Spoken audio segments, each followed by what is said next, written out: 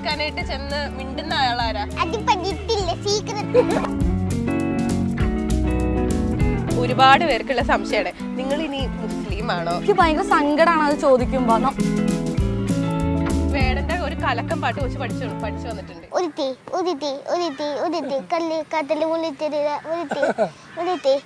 കണ്ണാടി നെഞ്ചിൽ വന്ന് വീണ് ഒരുത്തി എന്നെ കമ്പി നിന്റെ കണ്ണിൽ കുടുങ്ങി നാ പറ്റൂ രണ്ടാം പിരിവിയെ എന്റെ രണ്ടാം പിരിവിയെ. ഇങ്ങനെയാണ് ഇങ്ങനെ ഒരു കണക്ഷൻ വന്നു വിട്ടത്. ഇത് കുഞ്ഞപ്പന്റെ ചേച്ചിയും ചേട്ടനും ഒന്നും അല്ല കേട്ടോ. ഫോൺ ഉണ്ടായിരുന്നു നിങ്ങൾ തകർത്തേനെ. പുതിയ ഫോൺ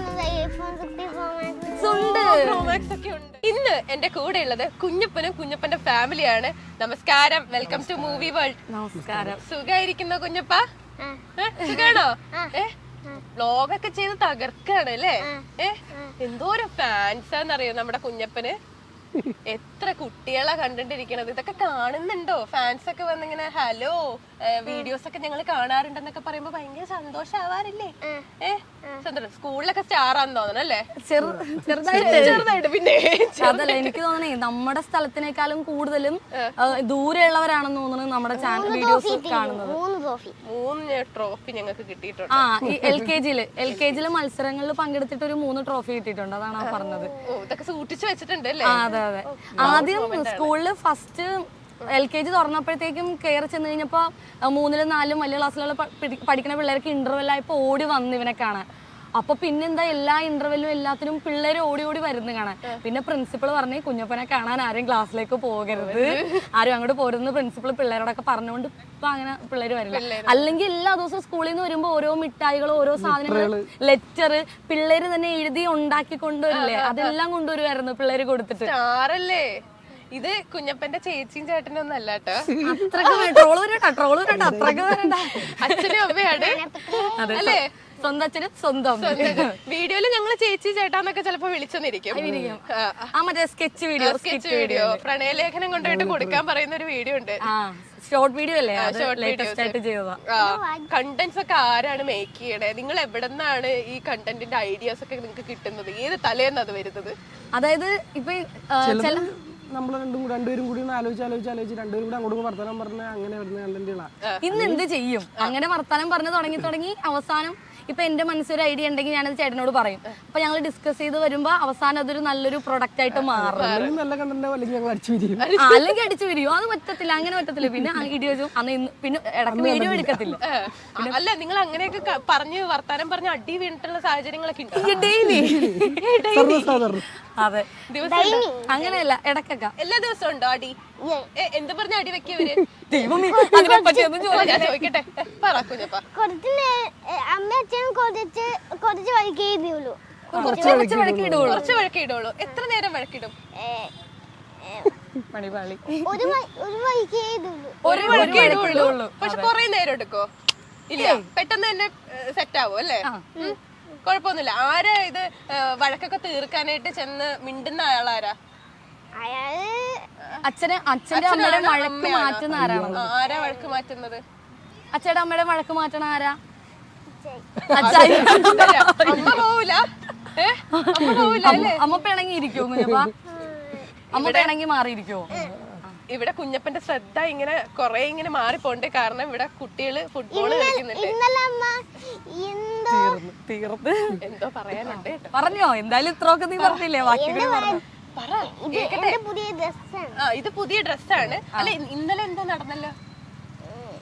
അത് പറയത്തില്ല, സീക്രട്ട് ആവും. അമ്മ എന്തൊക്കെ പഠിപ്പിച്ചു വിട്ടിട്ടുണ്ടായിരുന്നു? ഇന്ന് ഇന്റർവ്യൂ ഉണ്ട്. അപ്പൊ അമ്മ എന്തൊക്കെ പഠിപ്പിച്ചിട്ടുണ്ടായിരുന്നു? ഞങ്ങളെ ടീച്ചർ ഹിന്ദി പഠിപ്പിച്ചിട്ടുണ്ടായിരുന്നു. ടീച്ചർ ഹിന്ദി അമ്മ പഠിപ്പിച്ചിട്ടുണ്ട്. ഞങ്ങളുടെ ടീച്ചറിന്റെ പേര്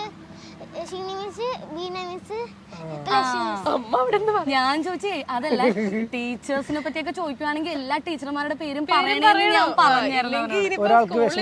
വിഷമാവൂലോ, അതാണ് പറഞ്ഞത്. ടീച്ചർമാരുടെ പേരൊക്കെ പറഞ്ഞു. ടീച്ചർമാരോട് പേര് പറഞ്ഞോ? എല്ലാവരുടെ പേരുണ്ടല്ലോ. ഉണ്ട്. സമാധാനമായി. ഇനിയിപ്പോ ചെല്ലുമ്പോ ഫുൾ മാർക്ക് തരും. ഡാൻസ് ഒക്കെ പാട്ടൊക്കെ പാടാറില്ലേ കുഞ്ഞപ്പ? മറ്റേ വേടന്റെ ഒരു കലക്കം പാട്ട് വെച്ച് പഠിച്ചു വന്നിട്ടുണ്ട്. എവിടെ ആ പാട്ടൊന്ന് കാച്ചിക്ക്. വേടന്റെ പാട്ട് ഒച്ച പാടിക്കോ.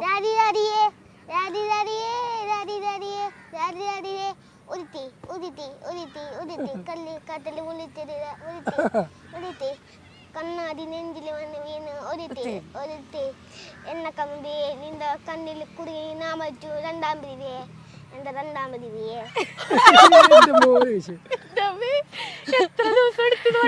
ഇന്നലെ ഞാൻ പറയാം നാളെ ഇന്റർവ്യൂ ഉണ്ട്, നീ ഏത് പാട്ട് പാടും?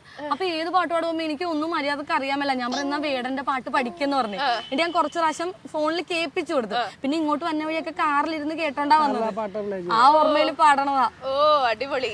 ഇപ്പൊ നിങ്ങള് എന്താ പറയാ, നിങ്ങളുടെ കുറെ വീഡിയോസ് ഒക്കെ കാണുമ്പോ ഒരുപാട് പേർക്കുള്ള സംശയമാണ്, നിങ്ങൾ ഇനി മുസ്ലിം ആണോ അങ്ങനെയൊക്കെ ഭയങ്കര സംശയമാണ്. ഞാൻ നോക്കിയപ്പോ കമന്റ്സ് ഒക്കെ അങ്ങനെ കുറെ കണ്ടിട്ടുണ്ടായിരുന്നു. അത് മാത്രമാണ് നമ്മുടെ അത് മാത്രമാണ് ഇവരുടെ കമന്റ് സെക്ഷനിൽ കുറെ ഞാൻ കണ്ടത്. പറയൂ, ഹിന്ദു ആണോ മുസ്ലിം ആണോ? ആ സംശയം അങ്ങ് തീർത്തോട്ടെ. അല്ല, എനിക്ക് തോന്നണേ, എനിക്ക് ഭയങ്കര സങ്കടമാണ് അത് ചോദിക്കുമ്പോ. പിള്ളേരാണ് കൂടുതലും ചോദിക്കുന്നത്. ഈ കാലം ഇത്രയും മാറിയിട്ടും ചെറിയ പിള്ളേരും ഇപ്പോഴും ഈ ജാതി ചോദിക്കുന്നു. പിള്ളേര് വലിയ ആൾക്കാർ ചോദിച്ചാൽ പോട്ടേന്ന് വെക്കാം, ചെറിയ പിള്ളേർ അങ്ങനെ ചോദിക്കുമ്പോൾ നമുക്ക് സങ്കടം. അപ്പൊ എൻ്റെ ഒരു Q&A വീഡിയോയിൽ ഞാൻ പറഞ്ഞായിരുന്നു, ഞാൻ ഒരു മുസ്ലിം കുടുംബത്തിൽ ജനിച്ച് വളർന്നതാണ്.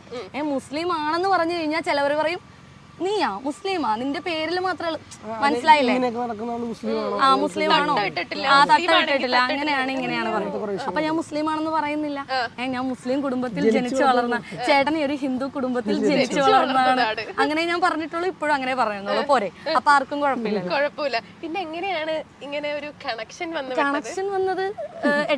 ഞങ്ങള് സ്കൂളിൽ പഠിക്കണ സമയത്താണ്. ഞാൻ ലവ് സ്റ്റോറി ചെറിയൊരു പാർട്ട് ഞാൻ Q&A പറഞ്ഞായിരുന്നു. ഞാൻ 8ാം ക്ലാസ്സിൽ പഠിക്കുന്നു. അതേ വർഷം ഞാൻ 8ാം ക്ലാസ്സിലേക്ക് ജോയിൻ ചെയ്യുന്ന അതേ വർഷം ചേട്ടൻ ആ സ്കൂളിൽ 10ാം ക്ലാസ്സിലേക്ക് വരുന്നു. 9ാം ക്ലാസ് വരെയും ചേട്ടൻ ആ സ്കൂളിലല്ല പഠിച്ചത്. അതാ പറയണത്. അതെ അതെ, ആ ഒരു 10ാം ക്ലാസ് മാത്രം ഒരു വർഷമേ പഠിച്ചുള്ളൂ. +1 +2 ഒന്നും അവിടെ പഠിച്ചില്ല. അത് കഴിഞ്ഞ് ചേട്ടൻ പോയി. അമ്മയുടെ ചേട്ടൻ കുഞ്ഞ് ലവ് സ്റ്റോറി പറഞ്ഞ കുഞ്ഞപ്പോ. ലവ് സ്റ്റോറി കേട്ടിട്ടുണ്ടോ? ലവ് സ്റ്റോറി കേട്ടിട്ടുണ്ടോ?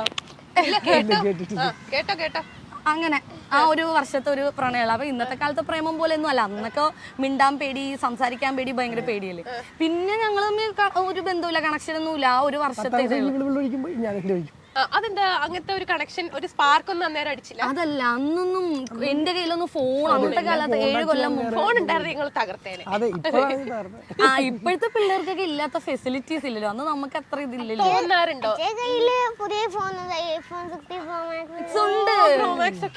ഇപ്പോഴാണെങ്കിലേ അന്ന് ഉണ്ടായിരുന്നില്ല ചെടയില് ഫോണ്. സ്കൂളിൽ പഠിക്കണ സമയത്തെ ഫോണിൽ ഇപ്പോഴല്ലേ നമുക്ക് ഫോണുണ്ടല്ലോ.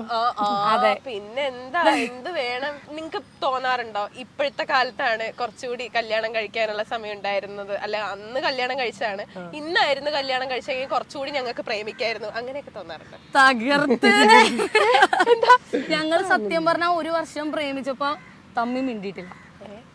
ആരും വിശ്വസിക്കില്ല. പക്ഷെ ഞങ്ങൾ അറിയാം, ഞങ്ങളുടെ ബെസ്റ്റ് ഫ്രണ്ട്സിനെ അറിയാം, ആ 1 വർഷം ഞങ്ങൾ നേരിട്ട് മിണ്ടിയിട്ടില്ല. Only letters. ലെറ്റർ എഴുതും, ഒരു ബുക്ക് ലെറ്റർ എഴുതി അച്ഛനും അമ്മയും ഇങ്ങനെ കൂത്തിമുത്തലായിരിക്കും. എന്ത് കൂത്തിമുത്തൽ? അച്ഛനും അമ്മയും ലവ് ആയിരുന്നു. അവന് വെറുതെ ഇങ്ങനെ ലെറ്റർ എഴുതി കൊടുത്തിട്ട് എന്ത് വെറുതെ താങ്ക് യു വന്നിട്ട് താങ്ക് യു പറയുന്നു. എന്നോട് പറയുന്നില്ല. അയ്യോ കേട്ടില്ല ഞാൻ. അച്ഛനും അമ്മയും ലെറ്റർ ഒക്കെ എഴുതി കൊടുത്തിട്ട് താങ്ക് യു പറഞ്ഞിട്ട് വീട്ടിൽ പോകും. അത്രയും മാത്രമേ ഉള്ളൂ അല്ലേ? ഇപ്പൊ ഞാൻ എഴുതിയ എന്റെ ഫ്രണ്ട്സ് കൊണ്ടുപോയി ചേട്ടനെ കൊണ്ട് കൊടുക്കും. ചേട്ടന്റെ ഫ്രണ്ട്സ് ചേട്ടൻ എഴുതുമ്പോൾ എന്റെ കൊണ്ടുവന്നിരും. പിന്നെ ഈ ലെറ്റർ എപ്പോഴും കുറെ പേപ്പർ കീറി എഴുതി മതിയായപ്പോ ഞങ്ങൾ എന്ത് ചെയ്തു, ഞാനാണ് ഒരു 10 രൂപയുടെ 5 രൂപയുടെ ബുക്ക് മേടിച്ച് എന്റെ പകുതി ഞാൻ എഴുതും. എന്നിട്ട് ആ ബുക്ക് ചേട്ടനെ കൊടുത്തു വിടുമ്പോ ചേട്ടൻ ബാക്കി പകുതി, ചേട്ടൻ 3 പേജ് എഴുതുള്ളൂ, ഞാൻ പകുതി എഴുതും, ചേട്ടൻ 3 പേജ് എഴുതും. 1 വർഷം ഞങ്ങൾ തമ്മിൽ മിണ്ടിയിട്ടില്ല. പിന്നെ ഞാൻ ഡിഗ്രി ഒക്കെ ആയപ്പോ ഞങ്ങൾ വീണ്ടും ഒരു സ്ഥലത്ത് നോ, പിന്നെ ഞങ്ങൾ തമ്മിൽ ഒരു റിലേഷൻ ഇല്ല. 1 വർഷമല്ല, ഞാൻ 8ാം ക്ലാസ് കഴിഞ്ഞ് പിന്നെ 9, 10, +1, +2 വരെ ഞങ്ങൾ പിന്നെ കണ്ടിട്ടില്ല. അതാ അതങ്ങനെ പോയി. ആ ഞങ്ങളുടെ കാര്യം ചെയ്യില്ല, അവനൊക്കെ അവന്റെ. അല്ല കുഞ്ഞപ്പ ഗേൾഫ്രണ്ട് ഉണ്ടോ? ഇല്ലേ. ഗേൾഫ്രണ്ട് ഇല്ലേ? ഞങ്ങളുടെ വീടിന് തൊട്ടടുത്ത് 2 പെൺപിള്ളേരുണ്ട്. അവര് +2 +1 പഠിക്കുന്ന പിള്ളേരാ. അല്ല, അവരുടെ കൂടെ ഇവൻ എപ്പോഴും കളിക്കുക. അതിന് അവൻ പറയണത് എന്റെ ഗേൾഫ്രണ്ട് ആണ്. സാമുണ്ട്, അതൊരു ഇവന്റെ പ്രായമുള്ള കൊച്ചാണ്. അപ്പൊ അവന്റെ അമ്മയ്ക്ക് ഇപ്പൊ രണ്ടാമതൊരു ബേബി ഉണ്ടാവാൻ പോവാ. അതുകൊണ്ട് അവരിവിടെ ഇല്ല. അപ്പൊ ഇവൻ ആ പെൺപിള്ളേരുടെ കൂടെ പോയി കളിക്കും, ആ വലിയ. എന്നിട്ട് ചോദിക്കും, പറയാ എന്റെ ഗേൾഫ്രണ്ട് ആമേ, എന്റെ ഗേൾഫ്രണ്ട് ആമേ എന്ന് പറയും. നിങ്ങളിപ്പോ ഈ ഒരു വർഷം അല്ല കുറച്ച് വർഷങ്ങൾ ഇങ്ങനെ കാണാതിരുന്നപ്പോ അങ്ങനെ എന്താ പറയാ, ഈ ഡിസ്റ്റൻസ് വരുമ്പോ ചില റിലേഷൻസ് ഒക്കെ ഇങ്ങനെ ബ്രേക്ക് ആയി പോകുന്നൊക്കെ കണ്ടു. അല്ല, ഞങ്ങള് തമ്മിൽ പിന്നെ ആ 3-4 വർഷം ഒരു കോണ്ടാക്റ്റിൽ ഒരു ബന്ധമില്ലായിരുന്നു. പക്ഷെ ഈ ഫസ്റ്റ് ലവ് എപ്പോഴും ഒരു സ്പെഷ്യൽ ആയിരിക്കും എന്ന് പറയുന്ന പോലെ അതിങ്ങനെ മനസ്സിന്റെ ഉള്ളിൽ കിടപ്പുണ്ടായിരുന്നു. പിന്നെ ഒരു 2 വർഷങ്ങൾക്ക് ശേഷമാണ് പിന്നെയും കൂട്ടി ഞങ്ങൾ പിന്നെ കാണുന്നത്. അതെന്റെ കസിന്റെ ഒരു മാരേജ് ഫംഗ്ഷൻ വെച്ചിട്ട് അവൻ ഇവളോട് പഠിച്ചായിരുന്നു. അവൻ ചേച്ചിയുടെ കല്യാണത്തിനാണ് ഇവളെ വിളിച്ചിട്ടുണ്ടായിരുന്നു. ഞാൻ എന്തായാലും പോലെ എന്റെ കസിനാണ്. അവിടെ വെച്ചാണ് പിന്നെയും കാണുന്നത്. അവൻ എന്നെ വന്ന് വിളിച്ച്, എന്റെ കൂടെ അവൻ 8ാം ക്ലാസ്സിൽ പഠിച്ചതാ. വിളിക്കട്ടെ. ഞങ്ങളൊന്നും വർഷങ്ങളായിട്ട് കോണ്ടാക്ട് ഒന്നും ഇല്ല, ഞങ്ങളൊന്നും ഒന്നുമില്ല, എല്ലാം പോയി. അതങ്ങനെ ആ കുഞ്ഞു പ്രായത്തിന്റെ ഇത് അതങ്ങനെ പോയി. പിന്നെ ആ കല്യാണ വീട്ടിൽ വെച്ച് കണ്ടപ്പോ ഞാൻ കരച്ചിലായി പിഴിച്ച്, ദൂരെ വെച്ച് കണ്ടപ്പോഴേ പണ്ടത്തെ കാര്യങ്ങളൊക്കെ ഓർമ്മ വന്ന്. അന്ന് വർത്താനം പോലും പറഞ്ഞിട്ടില്ലേ. പക്ഷെ അതാ ഞാൻ പറയണത്, ഇന്നത്തെ കാലത്ത് ആ ഒരു പ്രേമം പോലെ അല്ല. അന്നൊക്കെ പറഞ്ഞു കഴിഞ്ഞാൽ നമ്മള് ഒരാളെ പ്രേമിച്ചു കഴിഞ്ഞാൽ അതൊക്കെ ഭയങ്കര ഓർമ്മകളായിരിക്കും, ഭയങ്കര എന്താ അല്ലേ, ഭയങ്കരമായിട്ട് കൊള്ളും. ഓർമ്മകൾ അയർക്കുമ്പോ ഇമോഷണൽ ആവുന്നു. ശരിയാ. എന്താ പറയാ, ആ ഒരു സമയത്ത് എന്നൊക്കെ പറഞ്ഞു കഴിഞ്ഞാൽ കല്യാണം നടത്തിക്കാനായിട്ടൊക്കെ ഒരുപാട് ബുദ്ധിമുട്ടുണ്ടോ? ഓഫ് കോഴ്സ്, നല്ല ബുദ്ധിമുട്ട്. ഒന്നാമത്തെ കാര്യം വേറെ കാസ്റ്റ് ആയതുകൊണ്ട് തന്നെ നല്ല പ്രശ്നങ്ങളായിരുന്നു വീട്ടിൽ. ഈ ഫോൺ വിളി, ഡിഗ്രി ഒക്കെ ആയപ്പോ പിന്നെ ഫോണുണ്ട്, ഫോൺ വിളി തുടങ്ങും, അപ്പൊ വീട്ടിൽ പിടിക്കും. അത്രയും നാളെ ആർക്കും അറിയത്തില്ലല്ലോ. വീട്ടിൽ പിടിക്കും, അപ്പൊ വീട്ടുകാരെ സീനാക്കും, പെട്ടെന്ന് കെട്ടിച്ചുള്ള പരിപാടിയൊക്കെ നോക്കും. അവിടെ സമ്മതമായിരുന്നു. എന്റെ വീട്ടില് വലിയ സീൻ ഉണ്ടായിരുന്നില്ല. ഇവിടെ ചേട്ടന്റെ വീട്ടിൽ കുഴപ്പമൊന്നുമില്ല, മുസ്ലിം ഫാമിലി അറിയാം. അതെ ഒട്ടും സമ്മതിച്ചില്ല. ഇപ്പോഴും ഇപ്പൊ കുഴപ്പമൊന്നുമില്ല, ഞങ്ങള് പോവാറൊക്കെ ഉണ്ട് വീട്ടിൽ. പക്ഷെ എന്നാലും അവരിതുവരെ ഇങ്ങോട്ട് വന്നിട്ടൊന്നുമില്ല. ആണല്ലേ? ഭയങ്കര ഇതാ. കുഞ്ഞപ്പന്റെ വീഡിയോസ് ഒക്കെ കാണാറില്ലേ? ഉമ്മയാണെങ്കിലും വാപ്പിയാണെങ്കിലും സബ്സ്ക്രൈബേഴ്സ് കൂടണമെന്ന് നോക്കിയിരിക്കുക. അതല്ല, അവരിങ്ങോട്ട് വരില്ല, അങ്ങനെ സഹകരിക്കില്ല എന്ന് മാത്രമേ ഉള്ളൂ. നമ്മുടെ എല്ലാ കാര്യത്തിനും സപ്പോർട്ടാണ്. അതിപ്പോ എന്റെ ഫാമിലി ആണെങ്കിലും ചേട്ടനാണെങ്കിലും എല്ലാ കാര്യത്തിനും സപ്പോർട്ടുണ്ട്. ഒരു പുറകിൽ നിന്നൊരു സപ്പോർട്ട് എന്ന് പറയില്ലേ, അതുപോലത്തെ സപ്പോർട്ട്. പക്ഷെ ഇതാണ്, 2 ഫാമിലീസും കൂടി ഇതുവരെ ഒരുമിച്ച് കണ്ടിട്ടോ പോയിട്ടോ വന്നിട്ടോ ഒന്നുമില്ല. അപ്പൊ അവിടെയൊക്കെ പോവാറുണ്ട്. അവിടെ സബ്സ്ക്രൈബേഴ്സ് നോക്കിയിരിക്കുകയാണ് അല്ലേ, കൂടുന്നതൊക്കെ നോക്കി ഇങ്ങനെ ഇരിക്കും. അതൊന്നും ഇതിനെപ്പറ്റി അറിയില്ല, ഇപ്പൊ അറിയാം. ഇപ്പൊ അതുകൊണ്ട് ചെല്ലുമ്പോ തന്നെ ചോദിക്കും, ഇന്ന് എന്ത് വീഡിയോ ഇട്ടടി ഉമ്മി എന്നോട് ചോദിക്കും, ഇന്ന് ഇട്ടില്ലേ. അപ്പൊ ഞാൻ ഒരു ദിവസമൊക്കെ നമ്മൾ ലീവ് എടുത്ത കൊച്ചിനെ കൊണ്ട് അങ്ങനെ ചെയ്യിപ്പിച്ചിടാൻ മേലെ, അവനെ കൊണ്ട് നല്ല പാട്ട് ഐഡിയാസ് ഒക്കെ പഠിക്കും, അവനെ കൊണ്ട് പിന്നെന്താ മിമിക്രി ഒക്കെ ചെയ്യിപ്പിക്കണം, അങ്ങനെ അങ്ങനെയൊക്കെ കുറെ ഐഡിയാസ് ഒക്കെ പറയും. ഇപ്പൊ ഈ ഡെയിലി വ്ളോഗുകൾ എടുക്കുമ്പോഴത്തേനും നമുക്ക് കണ്ടന്റ് ഭയങ്കരമായിട്ട് ക്ഷാമം വരില്ല. അപ്പൊ നല്ല കണ്ടന്റ് നോക്കിയിടാനായിട്ട് നിങ്ങൾ എന്താ ചെയ്യുക? അപ്പം ഒരുപാട് ആലോചിച്ച് കുലങ്കശമായിട്ടുള്ള ചർച്ചകളൊക്കെ നടത്താറുണ്ടോ? നമ്മൾ ഡെയിലി വ്ലോഗ് ആയിട്ട് ഇടുന്നില്ല, ഇടയ്ക്ക് എന്തെങ്കിലുമൊക്കെ ഉള്ളെങ്കിൽ ഡെയിലി വ്ലോഗ്, അതായത് ഷോർട്സ് എന്ന് പറയുമ്പോൾ 1 മിനിറ്റ് 1.5 മിനിറ്റ്, അത് ഞങ്ങൾ എന്ത് വന്നാലും ഒരു ദിവസം ഒരെണ്ണമെങ്കിലും ഇട്ടിരിക്കും. ഞങ്ങൾ എല്ലാ ദിവസവും ഞങ്ങൾ ഇട്ടിരിക്കും മാക്സിമം. അതിനാണ് എനിക്ക് തോന്നുന്നത് കുറച്ച് റീച്ച് ഭയങ്കരമായിട്ട് നല്ല വ്യൂസ് ഉള്ളത് ഷോർട്സിനാണ് നമുക്ക്. അപ്പൊ പിന്നെ അത് സബ്സ്ക്രൈബേഴ്സ് കൂടാൻ നമ്മളെ സഹായിക്കുന്നതും ഷോർട്സ് ആണ്. അപ്പൊ പിന്നെ ഈ ലോങ് വീഡിയോ എന്ന് വെച്ചാൽ എന്തോരം ടൈം വേണം എടുക്കാനും, എഡിറ്റ് ചെയ്യണം, തമ്പനയിൽ ഉണ്ടാക്കണം, കുറെ ടൈമും പിടിക്കും. പക്ഷെ ഷോർട്സിന് കിട്ടുന്ന അത്ര വ്യൂസും ഇല്ല. അപ്പൊ പിന്നെ നമ്മൾ കൂടുതൽ ഷോർട്സ് തന്നെ മതി എന്ന് വിചാരിച്ചു. ഇപ്പൊ എന്താ പറയാ, നാട്ടിൻപുറം ആ ഒരു ഏരിയ ഒക്കെ ആവുമ്പോഴത്തേനും ആളുകൾ ചോദിക്കുമല്ലോ, എത്ര വരുമാനം കിട്ടുന്നുണ്ട്, ഭയങ്കരമായിട്ട് വരുമാനം ഉണ്ടാവുമല്ലോ, അങ്ങനെയൊക്കെ ചോദിക്കാറുണ്ടല്ലോ. ഞാൻ ഇപ്പോഴേ വിയർത്തു, ആ ചോദ്യം കേൾക്കുമ്പോഴേ ഞാൻ വിയർക്കും. എത്ര ലക്ഷം കിട്ടാറുണ്ട് പറയൂ? ലക്ഷം നമ്മുടെ അടുത്ത ആൾക്കാരൊക്കെ അവർക്ക് 1.5 ലക്ഷം കിട്ടുന്നുണ്ട്. നമ്മൾ പറയാനിട്ട് ആദ്യം 10 ലക്ഷം കുഞ്ഞപ്പന്റെ 10 ലക്ഷം അല്ല, ആദ്യം യൂട്യൂബ് ചാനൽ തുടങ്ങി വീഡിയോസ് ഇടാൻ തുടങ്ങിയപ്പോ തന്നെ ഫ്രണ്ട്സ് ഒക്കെ എടി യൂട്യൂബ് ചാനൽ ഉണ്ടല്ലേ, അപ്പൊ പൈസ കിട്ടോടി, വെറുതെ ഒന്ന് ചോദിക്കും. അപ്പോഴൊന്നും അറിയാലോ, 1000 സബ്സ്ക്രൈബർ, 4000 വാച്ചവർ, കുറെ കാര്യങ്ങളൊക്കെ. പിന്നെ കുറച്ചായി പറയുന്ന 1000 സബ്സ്ക്രൈബർ, 4000 വാച്ചവറൊക്കെ കുറച്ചങ്ങോട്ട് കഴിഞ്ഞപ്പോഴേക്കും എന്തുവാ എല്ലാരും ഒന്നും കിട്ടാൻ തുടങ്ങിയിട്ടില്ല. 4000 വാച്ചവറായിട്ടും 1000 സബ്സ്ക്രൈബറായിട്ടും നമുക്ക് പൈസ കിട്ടാൻ പിന്നെയും കുറെ നാൾ കഴിഞ്ഞിട്ടാ പൈസ ഒക്കെ കിട്ടാൻ തുടങ്ങി. പക്ഷെ അപ്പൊ എല്ലാരും 10-20,000 രൂപ കിട്ടുമോ, 15,000 രൂപ കിട്ടാ, 20,000 രൂപ കിട്ടുമോ എന്നൊക്കെ ചോദിക്കുമായിരുന്നു. അപ്പോഴതൊന്നും കിട്ടത്തില്ല. നമ്മളറിയാണ്ട് തന്നെ പുറത്തെ ആൾക്കാർ, ഞങ്ങളുടെ വീട്ടിലുള്ള ആൾക്കാരോടൊക്കെ തന്നെ പറയും, അവർക്ക് നല്ല വരുമാനമില്ല, 10-20,000 രൂപ 30,000. പക്ഷെ അവരോടൊക്കെ ഇപ്പൊ നന്ദി മാത്രമേ ഉള്ളൂ. അവരെ അത് പറയണ സമയത്ത് ഞങ്ങൾക്ക് അതൊന്നും ഉണ്ടായിരുന്നില്ല. പക്ഷെ അവര് ഓരോന്നിങ്ങനെ പറയുന്ന അനുസരിച്ച് പിന്നെ പിന്നെ കൂടി കൂടി വരും ആദ്യം പറഞ്ഞ എമൗണ്ട് അവർ പിന്നെ കൂട്ടി പറയുന്നത് അതിന്റെ ആ എമൗണ്ട് കിട്ടും. മനസ്സിലായില്ലേ? പിന്നെ അവർക്ക് 19,000 രൂപ എന്താണെങ്കിലും ഉണ്ട്. ആ സമയത്ത് നമുക്ക് 10,000 രൂപ ഉണ്ടാവുള്ളൂ. മനസ്സിലായില്ലേ? പിന്നെ കുറച്ചാൾ നിങ്ങൾ ആ സമയത്ത് അന്ന് പറഞ്ഞപ്പോ ഇവർക്ക് ഇത്ര രൂപയായി. എല്ലാരോടും നന്ദി മാത്രം. ഇനിയും നിങ്ങൾ പറയണം ഞങ്ങൾക്ക് 5 ലക്ഷം ഉണ്ട് 10 ലക്ഷം ഉണ്ട് അത് ഞങ്ങൾക്ക് അത്ര കിട്ടും. ആദ്യമൊക്കെ നമ്മള് വീഡിയോസ് ഒക്കെ ചെയ്യുമ്പോഴേ നിങ്ങൾക്കൊന്നും വേറെ പണിയില്ലേ എന്നൊക്കെ ചോദിക്കാറുണ്ടായിരുന്നല്ലോ. നെഗറ്റീവ് കമന്റ്സ് ഒക്കെ ഒരുപാട് വന്നിട്ടുണ്ടോ ആദ്യമേ ഒക്കെ? ഇല്ല, ഒരു 6 ലക്ഷം സബ്സ്ക്രൈബേഴ്സ് ആകുന്നവരെ നെഗറ്റീവ് കമന്റ്സേ ഇല്ലായിരുന്നു. 6 ലക്ഷം ഞാൻ ആഗ്രഹിക്കായിരുന്നു ദൈവം എന്തെങ്കിലുമൊക്കെ ഒരു നെഗറ്റീവ് കമന്റ് അതിന് റിയാക്ട് ചെയ്യാം എന്തെങ്കിലും അല്ല അപ്പൊ അങ്ങനത്തെ റിയാക്ട് ചെയ്യണൊക്കെ വൈറലാവുമല്ലോ വീഡിയോസ്. ഈ റിയാക്ട് ചെയ്യുന്ന വീഡിയോസ് വൈറലാകുന്ന ടൈമാണ്. പക്ഷെ ഒന്നുമില്ലായിരുന്നു, എനിക്കൊന്നും വരുന്നില്ല. പിന്നെ 6 ലക്ഷം ഒക്കെ കഴിഞ്ഞപ്പോഴാണ് പിന്നെ എന്തെങ്കിലുമൊക്കെ വരാൻ തുടങ്ങി. ട്രോളും വരുന്നില്ല, നമ്മൾ എന്തായാലും ട്രോളാത്തത്. വൈറലാവുമല്ലോ, ആരെങ്കിലും ഒന്ന് ട്രോളണേ. ഈ വീഡിയോസ് ഒക്കെ ചെയ്യുമ്പോഴേക്കും ഇതിന്റെ ഇടയിൽ ഭയങ്കര ക്വസ്റ്റ്യൻസ് വന്നൊരു വീഡിയോ ആയിരുന്നു. പ്രഗ്നൻസിയുടെ ഒരു വീഡിയോ ഇങ്ങനെ ചെയ്തിട്ടുണ്ടായിരുന്നില്ലേ കുഞ്ഞപ്പന്റെ ആ ഒരു പ്രഗ്നൻസി ടൈമിലുള്ള വീഡിയോസും കാര്യങ്ങളൊക്കെ.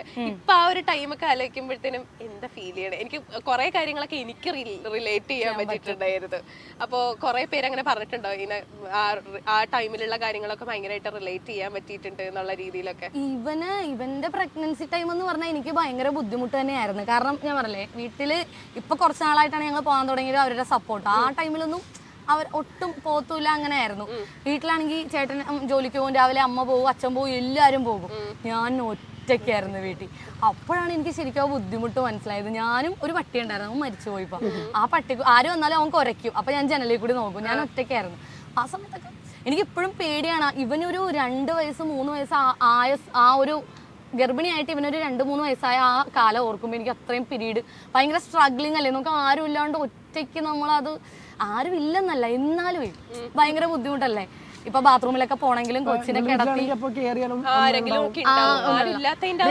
രാത്രിയും ഒറ്റയ്ക്ക് തന്നെ രാത്രിയൊക്കെ ഫുൾ ടൈം കൊച്ചിനെയും പിടിച്ചു. ചേട്ടനും അമ്മയ്ക്കൊക്കെ രാവിലെ പോകണം. അമ്മ ടീച്ചറും കൂടിയായിരുന്നു. അപ്പൊ അമ്മ ഉറക്കം നിന്ന് കഴിഞ്ഞാൽ അമ്മയ്ക്ക് രാവിലെ സ്കൂളിൽ ചെന്ന് പഠിപ്പിക്കണ്ടേ. അപ്പൊ ഞാൻ ആരെയും വിളിക്കൂല, ആരെയും ബുദ്ധിമുട്ടിക്കൂല. ഞാൻ ഒറ്റയ്ക്ക് ഇവനാണെങ്കിൽ രാവിലെ 6 മണിക്ക് 7 മണിക്ക് എന്തെങ്കിലുമൊക്കെ ഉറങ്ങുള്ളൂ. ആ സമയം കുഞ്ഞല്ലേ, ഒട്ടും ഉറങ്ങൂലായിരുന്നു ഇവൻ. ഇനി കുഞ്ഞപ്പനൊന്ന് ആക്റ്റീവ് ആക്കാൻ വേണ്ടി നമുക്കൊരു ചെറിയൊരു ഗെയിം കളിച്ചാലോ? തോന്നി കളിക്കാൻ കുഞ്ഞപ്പ റെഡി അല്ലേ? നമ്മള് എന്താ പറയാ പണ്ടൊക്കെ നമ്മള് കളിച്ചിട്ടില്ലേ പിന്നിട്ട് കളിക്കണതൊക്കെ. നമുക്ക് ആ ഗെയിം കളിക്കാം. ഇവിടെയാണെങ്കിൽ കുറച്ച് കുട്ടികളുണ്ട്. അപ്പൊ കുഞ്ഞപ്പൻ വിളിച്ച വരാത്ത കുട്ടികളുണ്ടോ? ഇവിടെ കുഞ്ഞപ്പന്റെ ഒരു ഫാൻ ഗേളും വന്നിട്ടുണ്ട്. നമ്മൾ ഈ ചലഞ്ച് വീഡിയോസ് ഒക്കെ ഒരുപാട് ചെയ്യുമായിരുന്നു. നമ്മള് ലോങ് വീഡിയോ ആയിട്ട് വ്ളോഗിനേക്കാളും കൂടുതൽ ചലഞ്ച് വീഡിയോ ചെയ്യണത്. അപ്പൊ പിള്ളേർക്ക് ഭയങ്കര ഇഷ്ടം ആ വീഡിയോ കാണാൻ. എന്നോട് ഇപ്പോഴും പറയും ചേച്ചി അവനെ കൊണ്ട് ചലഞ്ച് ചെയ്യുന്നു. അപ്പൊ എന്തായാലും ഗെയിമും കുഞ്ഞപ്പന് ഇഷ്ടമായി. ഗെയിം കളിക്കാം, നമുക്ക് പിന്നിട്ട് കളിക്കാം. പിന്നെ മറ്റേ ഇതല്ലേ ചൂടാണോ തണുപ്പാണോ? അപ്പൊ കുഞ്ഞപ്പന് എളുപ്പല്ലേ ഇത്?